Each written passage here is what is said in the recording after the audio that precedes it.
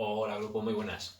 Mirad, vamos a hacer un vídeo para intentar explicaros un poquito cómo diferenciar entre tipos de arquitectura de suspensiones, ¿vale? Como ya habréis visto en los apuntes, tenemos fundamentalmente tres estructuras de suspensiones, aunque aquí no se entiende muy bien, tampoco es lo que pretendo porque ya lo tenéis en los apuntes, ¿vale? Bien, tendremos por un lado la suspensión rígida, por otro lado tenemos la suspensión semirrígida y por último tenemos la suspensión de tipo independiente, ¿de acuerdo? Ventajas de la suspensión rígida, porque como ya hemos dicho, se está dejando de utilizar en turismos. ¿Pero todos son desventajas? No. Es una suspensión que ofrece mucha más resistencia, es una suspensión que permite que la altura de la carrocería no varíe en función de la carga, es decir, la altura se mantiene constante, ¿de acuerdo?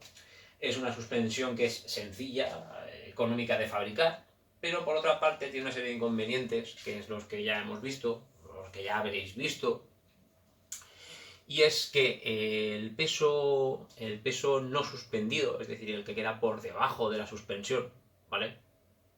Es muy elevado, ¿vale? De acuerdo con lo que ello comporta a nivel de inercias. Cuando una rueda coge un bache, afecta directamente a la otra. Cualquier movimiento de la rueda, cuando una sube, la otra automáticamente baja, con lo que ello comporta en cuanto a incomodidad y demás. ¿De acuerdo? Ahora bien, si nos vamos a la independiente, al extremo contrario, resulta que tenemos que, lo que acabamos de decir, cuando una rueda se mueve, coge un bache, la otra permanece inalterada, con lo cual la carrocería eso aporta mayor comodidad. El peso no suspendido se reduce, las inercias se limitan, la estabilidad, por tanto, es muy superior. Pero claro, también hay inconvenientes, no todo es perfecto. ¿De acuerdo? Es una suspensión que ocupa mucho espacio, con lo que ese espacio que hay que quitar de algún sitio. Pues normalmente en muchos casos un vehículo con una suspensión trasera independiente muchas veces tiene menos maletero, por ejemplo. Tienen que adaptarse los espacios en el motor, hay que adaptar esa suspensión al hueco que hay, ¿de acuerdo? Tiene mayor cantidad de componentes, brazos de suspensión, silent blocks, rótulas, todo eso que conlleva. A mayor cantidad de componentes, mayor probabilidad de que algo se rompa. Entonces requiere un mantenimiento mayor, ¿vale? Por último, tenemos la semi-independiente. ¿Con esta qué conseguimos? Un equilibrio entre las dos, ¿vale? La suspensión independiente tiene la ventaja, o tiene parte de las ventajas de la suspensión rígida, que es la sencillez, la economía, el poco espacio que ocupa, y parte de las ventajas de la independiente o elimina parte de los inconvenientes de la rígida, que es que permite cierto movimiento relativo entre una rueda y la otra, ¿de acuerdo?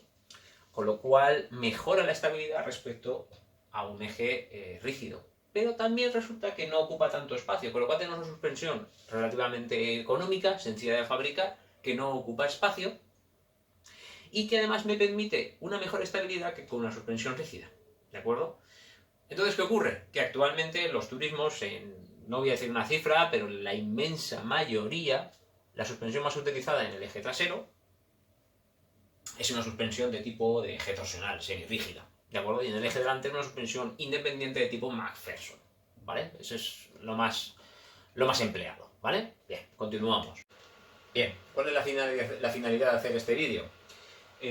Pues facilitaros, intentar daros algunas herramientas para que seáis capaces de distinguir a simple vista, de forma visual, una suspensión rígida de una semirrígida, que es donde soléis tener mayor problema, ¿vale? Una suspensión independiente es muy fácil identificarla con respecto a las otras. ¿Por qué? Porque en el momento yo veo las articulaciones que, digamos, permiten que una rueda se mueva de forma independiente a la otra con respecto a la carrocería, automáticamente eso es muy fácil de identificar, ¿vale? Pero claro, en una suspensión rígida vemos un eje rígido que va de rueda a rueda, pero en una semirrígida también. Entonces, ¿cómo puedo diferenciarla yo a simple vista? ¿Vale? Venga, pues vamos para allá. Mirad, esto es lo que comentábamos antes de la ventaja y desventaja de una suspensión rígida respecto a una independiente, ¿de acuerdo? Vemos aquí cómo cuando nosotros cogemos un bache con una suspensión de eje rígida, ¿de acuerdo? La carrocería se inclina. ¿Por qué? Porque esta rueda empuja hacia abajo a esta. Como esta no puede bajar porque está en suelo, levanta la carrocería. En una suspensión independiente no es tanto así. No es que la carrocería permanezca inalterable, pero se mitiga este efecto. ¿De acuerdo? Bien. una suspensión de eje rígido. Aquí tenemos una suspensión de eje rígido. Esto es como si miráramos, tenéis que tener en cuenta que es como si miráramos el coche desde arriba, ¿vale? En esta suspensión de eje rígido, ¿de acuerdo? Tenemos las ruedas en color gris oscuro, en color amarillo serían los tirantes longitudinales, en color verde sería la barra panja, que si recordáis es la estabilizadora en un eje rígido, y aquí en este color beige sería lo que es el eje, propiamente dicho, ¿vale? En un eje rígido siempre va a ocurrir que la barra, el eje, va a ir desde el centro de la rueda hasta el centro de la otra rueda, ¿vale? ¿De acuerdo? Si yo trazo una línea imaginaria de centro de rueda a centro de rueda, coincidirá o pasará por encima del propio eje, ¿de acuerdo? Del centro de la rueda sigo la línea hasta el otro centro de la rueda, pasa por el centro del eje, de la barra, ¿de acuerdo? Visualmente, ¿vale? Aquí tendríamos un eje rígido motriz. Esto sería un vehículo de propulsión trasera. Aquí tendríamos el grupo cónico, lo que nos diría el diferencial, ¿vale? Aquí tendríamos el eje, que va de rueda a rueda, y como podemos ver, va de centro de rueda a centro de rueda. ¿De acuerdo? Este sería otro ejemplo, en este caso sería un eje arrastrado, un eje que no es motriz, ¿vale? Aquí tendríamos los tirantes longitudinales, y aquí va de centro de la rueda, si seguimos la línea imaginaria, vemos que coincide con la barra. De esta forma sabemos que es un eje rígido, ¿de acuerdo? Ahora seguimos, un eje semirrígido. Cabe diferenciar que nos podemos encontrar con dos tipos. El que lleve el anclaje a la carrocería por delante de la barra, del eje torsional, y que lo lleve coincidiendo con la barra. Es indiferente. A la hora de diferenciarla, ambas seguirían siendo suspensiones semirrígidas o semi-independientes, ¿vale? Bien, ¿cómo la diferencio o cómo la identifico? Aquí tendríamos, ¿veis? Igual, las ruedas en gris. ¿De acuerdo? Tenemos las ruedas en gris. En amarillo tendríamos lo que son los brazos arrastrados, lo que une la barra con la rueda. Y en el color beige tendríamos lo que es la barra central, el eje, propiamente dicho, ¿de acuerdo? ¿Cómo sabemos que es una suspensión semirrígida visualmente? Si yo ahora en este caso trazo esa línea imaginaria de centro de rueda a centro de rueda, veo que queda por debajo, no coincide con el centro de la barra, con el centro del eje. Es decir, hay una separación, hay una distancia entre lo que es el eje propiamente dicho y la línea imaginaria entre ruedas, ¿vale? Esa distancia o esa diferencia es lo que me va a identificar una suspensión como semirrígida, ¿vale? Es decir, yo al imaginaros os pongo una foto de un tipo de suspensión, ¿vale? ¿Vosotros qué es lo que tenéis que hacer para identificarla? Muy sencillo. Cogéis incluso con el dedo y decís, vale, si yo ahora uno la rueda, paso por encima del eje, paso por encima de la barra, sí, suspensión rígida. No, suspensión semirrígida. ¿Vale?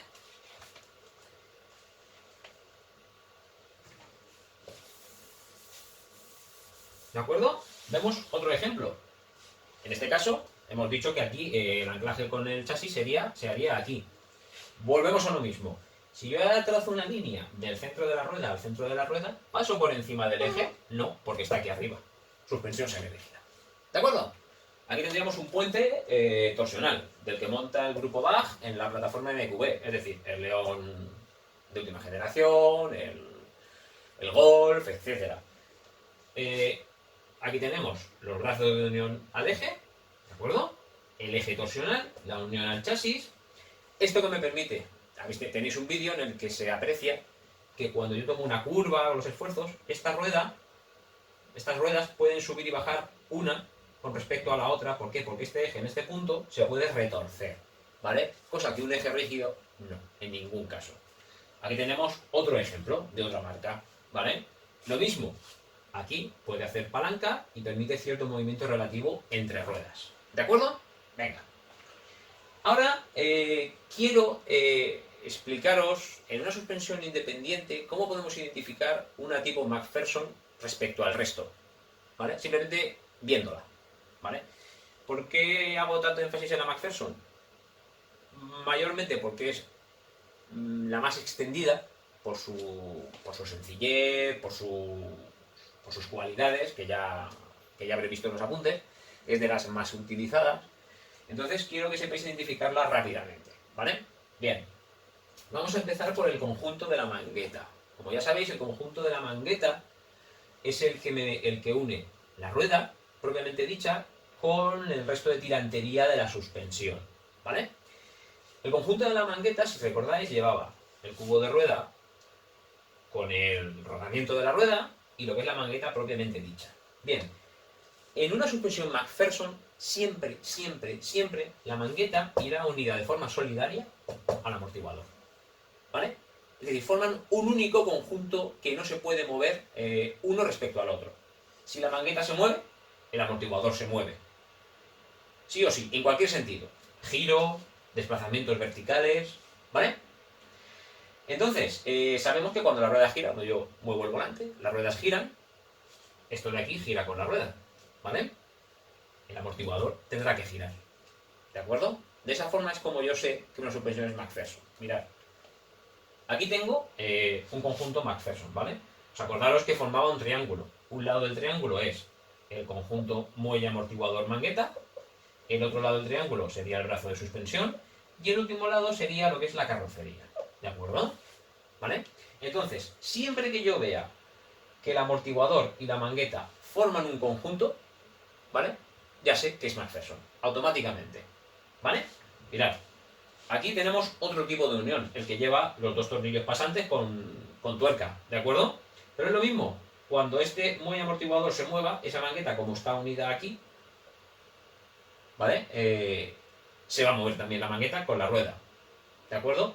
Por eso este tipo de suspensión aquí arriba, en la copela, necesita llevar un rodamiento, porque cuando la barra de la dirección hace desplazar la mangueta y hace girar la rueda, el conjunto de la suspensión también gira, también tiene que rotar. Entonces necesita que aquí tenga un dispositivo que le permita hacer esa rotación, y de eso se encarga ese rodamiento que hay ahí, ¿vale? Esta es una suspensión de paralelogramo deformable, ¿vale? Os lo he puesto aquí la imagen simplemente para que veáis la diferencia. Aquí la mangueta estaría en color negro, ¿vale? El muelle y el amortiguador en color amarillo, y aquí tendríamos un brazo y el brazo inferior, ¿vale? Aquí la mangueta puede girar pivotando en este punto y en este punto sin que el amortiguador necesite girar. Automáticamente ya sé que no es McPherson, ¿vale? Aunque el amortiguador estuviera aquí encima, ¿vale? Si la mangueta puede girar con independencia, ya está, ¿vale? Si está separada de la mangueta, el conjunto amortiguador de la mangueta, perdón, está totalmente... no es una McPherson, ¿vale? Aquí tenemos una mangueta, si yo os pongo esta foto, una mangueta, sé que es de McPherson, ¿por qué? Porque sé que aquí va a entrar, este es el alojamiento para el amortiguador, aquí pondré un tornillo pasante que apretará esto y se cerrará sobre la parte inferior del amortiguador, uniéndolo y haciéndolo solidario, ¿vale? Esta es otra mangueta de un McPherson. En este caso es como la imagen que hemos visto hace un momento. Aquí tendríamos, encajaría una abrazadera del amortiguador, pondríamos dos tornillos pasantes, ¿vale? Lo apretaríamos y lo volveríamos a hacer solidario, ¿de acuerdo? Entonces, ¿qué es lo que tenéis que tener claro? ¿Cómo identifico yo una suspensión McPherson? En el momento la mangueta sea solidaria, forme un conjunto único con el muelle amortiguador, con el conjunto muelle amortiguador, ya está. No me complico más la vida. Es McPherson. ¿De acuerdo? Venga, espero que os haya servido. Un saludo.